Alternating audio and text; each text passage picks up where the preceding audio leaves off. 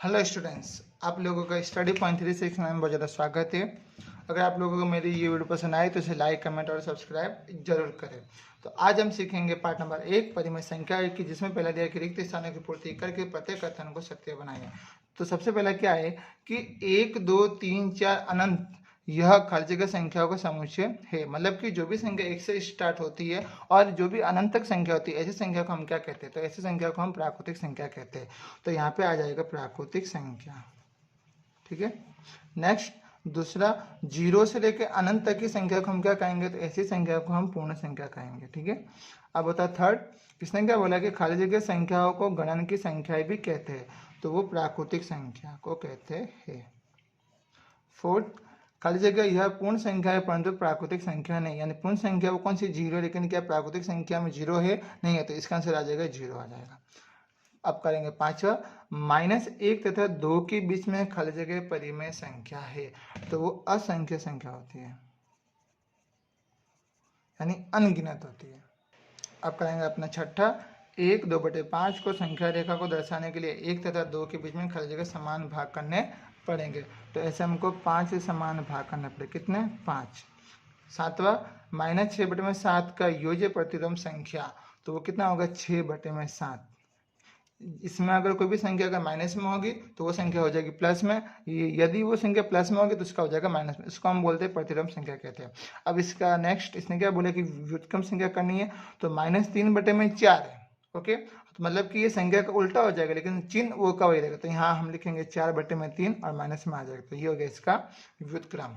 अब बता नौवां कि खाली जगह के व्युत्क्रम का कोई अस्तित्व नहीं है, तो वो संख्या कितना है? 0। 10वां, 1 के ऋणात्मक का व्युत्क्रम, तो वो होगा -1।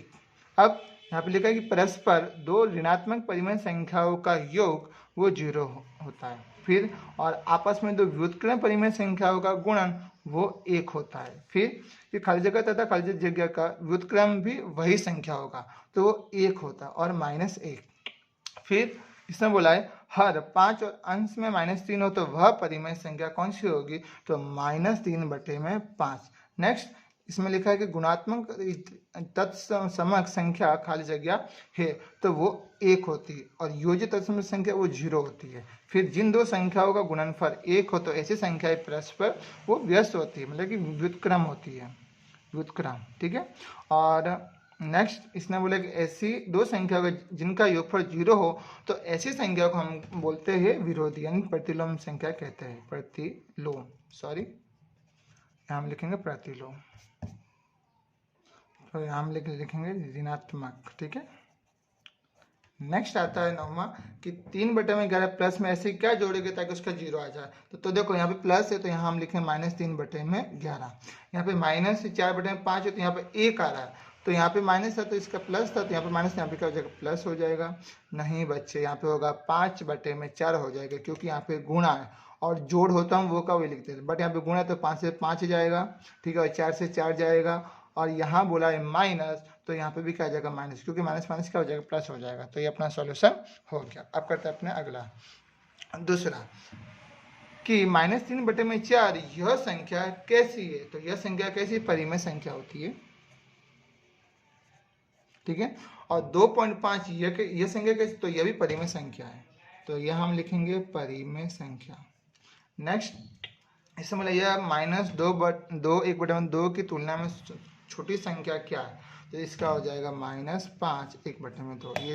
ये सबसे छोटी संख्या है। ठीक है।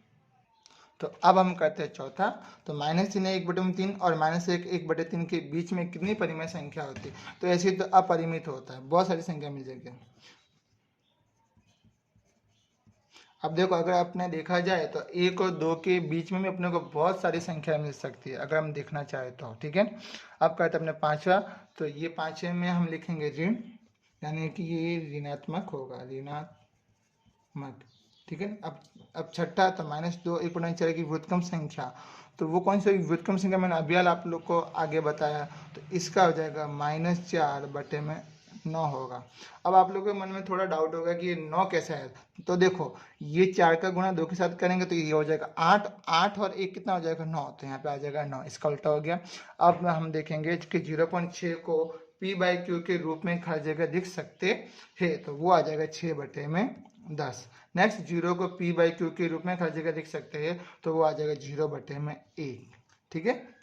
अब 9वां 1/4 और 1/2 के बीच की परिमेय संख्या वो कितनी होती है, तो वो होती है 3/8। तो हम यहाँ लिखेंगे 3/8। नेक्स्ट आता है 10वां -3 1/5 प्लस 3 1/5। इसका अपने को जोड़ करना है। ठीक है। अब देखो यहाँ पे दोनों एक समान संख्या, बट ये प्लस में और ये माइनस में, तो ये प्लस में से ये गया तो क्या बचेगा, 0 हो जाएगा। ठीक है, सीधा सिंपल सा हिसाब है। अब देखो ये 9 से 9 गया, 5 से 5 गया, माइनस माइनस क्या हो जाएगा, प्लस, तो यहाँ पे हो जाएगा +1 हो जाएगा। और ये प्लस अपने ना भी लिखो तो भी चलेगा। ठीक है। नेक्स्ट अपने करते हैं अब कि 12 के दो परिमेय संख्याओं का गुणन हर जगह संख्या ही होती है, तो ऐसी संख्या को हम परिमेय संख्या कहते हैं, परिमेय संख्या। नेक्स्ट, यदि किसी भी धनात्मक परिमेय संख्या का व्युत्क्रम, तो अगर वो धन ही होता हमेशा, तो यहाँ पे क्या लिखेंगे हम, धनात्मक। नेक्स्ट आता है 14वां कि यहाँ पे 1 है। ठीक है। अब यहाँ पे गुणा है, तो यहाँ पे जो लिखा हम वही लिखेंगे। ठीक है। लेकिन वो किस में आएगा, वो माइनस में ही आएगा। वो क्यों माइनस में आएगा, क्योंकि यहाँ पे माइनस है, और माइनस माइनस क्या होता है, प्लस होता है। तो यहाँ पे क्या, माइनस वाली संख्या एक ही है, तो हम ऐसे लिख सकते हैं कि -4/23। ओके। अब अगला कि -1 का व्युत्क्रम खाली जगह है, तो -1 का तो आपको पता है क्या हो जाए, -1 ही होगा। ठीक है। अब करते हैं अपने तीसरा प्रश्न कि जिसमें लिखा है कि -3 4/5 यह खाली जगह संख्या है, तो ये हमें पता है यह परिमेय संख्या है। फिर दूसरा 8/5 यह खाली जगह संख्या के बीच आई हुई संख्या है, तो वो 1 और 2, तो इसका आ जाएगा बी। फिर -1 2/5 को p/q के रूप में हर जगह लिख सकते हैं, तो इसका आ जाएगा -7/5, तो ए। अब देखो मैं आपको बताइए -7/5 आया कैसे, तो देखो ये 5 का पड़ा एक बार, तो इसका हो जाएगा -5, और -5 और 2 कितना होता है, तो -7, तो -7/5 इसका अपने ऐसे लिख सकते p/q स्वरूप में। ठीक है। अब आता है चौथा, 2.3 के ऋणात्मक की व्युत्क्रम संख्या क्या होगी, तो इसका हो जाएगा क्या, -10/23। क्यों, क्योंकि यहाँ पे पॉइंट है। ठीक है। अब ये पॉइंट को मैं हटाऊंगा, तो इसका आ जाएगा 23/10 हो गया, क्योंकि पॉइंट क्या है कि एक संख्या, तो यहाँ अपने बट्टे में एक शून्य लिखेंगे। अब व्युत्क्रम यानी इसका उल्टा लिखेंगे, तो उल्टा का इसका माइनस हम लगा देंगे, तो इसका आंसर आ जाएगा सी। क्या आ जाएगा, -10/23। अब कहते अपने 5वें के 2/11 के व्युत्क्रम की ऋणात्मक संख्या क्या है, तो इसका आ जाएगा -11/2, तो इसका आंसर आएगा क्या, डी आ जाएगा। ठीक है। आप लोगों को आई थिंक समझ में आ रहा होगा। आपका अपना छठा, इसमें दिया है कि 2/3 प्लस 3/4 और 3/4 प्लस 2/3, यह परिमेय संख्याओं का योग का क्या हो सकता है, ये है क्रम विनिमयता। ठीक है। तो अपने यहाँ इसका आंसर आ जाएगा बी। 7वां 20 गुना -1/20, तो 20 से 20 गया तो -1, तो अब क्या बचा, -1 ही बचेगा, तो उसका आंसर आ जाएगा बी, यानी -1।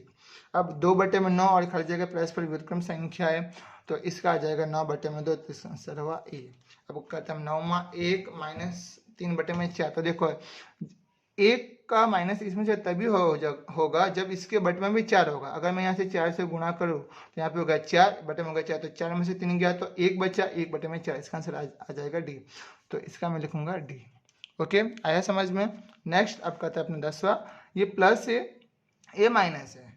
ठीक है। अब देखो बटे की संख्या एक समान, तो -3 और ये -3 कितना हो जाएगा, -6, तो यहाँ लिखा मैंने -6/4। अब देखो ये भाग जाएगा, तो अगर इसको दोनों से मैं 2 से भाग दूँ, तो इसका हो जाएगा -3/2, तो इसका आंसर हो जाएगा डी। आया समझ में आप लोगों को। ठीक है। अब करते हैं अपने 11वां कि 0.1 का व्युत्क्रम संख्या बता। देखो 0.1 है, तो ये पॉइंट के आगे एक संख्या है, तो मैं इसको लिख सकता हूँ कि 1/10। अब इसने बोले व्युत्क्रम संख्या, तो व्युत्क्रम संख्या यानी इसका उल्टा हो जाएगा, तो इसका हो जाएगा 10/1, तो इसको मैं 10 लिख सकता हूँ, तो यहाँ पे आ जाएगा 10, और यहाँ पे लिख दिया मैंने कितना, बी लिख दिया है। ठीक है। नेक्स्ट इसमें आता है, इसमें देखो 0.01 का व्युत्क्रम संख्या, तो अभी बताया था कि ये पॉइंट के आगे दो संख्या, तो मैं यहाँ पे लिखूंगा 1/100 लिख दिया। अब इसमें बोले व्युत्क्रम संख्या, तो व्युत्क्रम संख्या यानी क्या हो जाएगा, इसका उल्टा हो जाएगा, तो मैं इसको लिख सकता हूँ 100/1, तो यहाँ पे हो जाएगा 100, और यहाँ पे आ जाएगा बी। ठीक है। आई थिंक इतना आप लोगों को समझ में आ चुका होगा, और अगर आप लोगों को मेरी वीडियो पसंद आए तो इसे लाइक, कमेंट और सब्सक्राइब जरूर करें। Thank you for watching my video.